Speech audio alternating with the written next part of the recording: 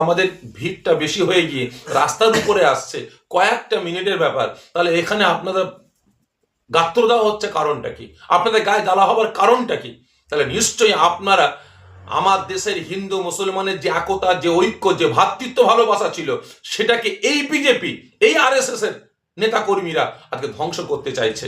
আমি আপনাদের মাধ্যম দিয়ে আমি আমার দেশের, আমার রাজ্যের সমস্ত ধর্মের, সমস্ত বর্ণের মানুষের কাছে আমি অনুরোধ করব, এই বিজেপির চক্রান্তে আপনারা ফাঁদা পাতে আপনারা পা দেবেন না। কারণ এই বিজেপি 2014 সাল থেকে আসার পর থেকে নিয়ে হিন্দু মুসলমানের একতা, ঐক্য, ভ্রাতৃত্ব ভালোবাসা আজকে ধ্বংস ধূলিসাৎ করে আসছে।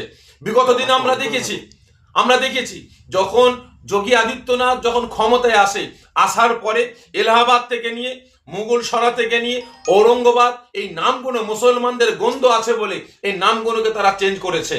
একের পর এক মসজিদগুলোকে তারা, মাদ্রাসাগুলোকে, কবরস্থানগুলোকে শহীদ করে বেড়াচ্ছে। আপনারা দেখুন, এই তো গতকালকে চারতলা মসজিদ ছিল ইউপিতে, সেটাকে বুলডোজার দিয়ে ভেঙে দিয়েছে। এদের কালচারই হচ্ছে এটাই, যে মুসলমানদের উপরে আক্রমণ চালাও, এখানে হিন্দু মুসলমান ভেদাভেদ করো। আর আমরা দেশের জনগণ, আমরা ভেড়ার মতো সেটাকে আমরা গ্রহণ করে নিচ্ছি। এসআইআর করছে, এই এসআইআর করে ক্ষতি কাদের হবে? মুসলমানদের হয়নি, টোটাল সম্প্রদায়ের হচ্ছে, ম্যাক্সিমাম হিন্দু ভাইদের ক্ষতি হচ্ছে।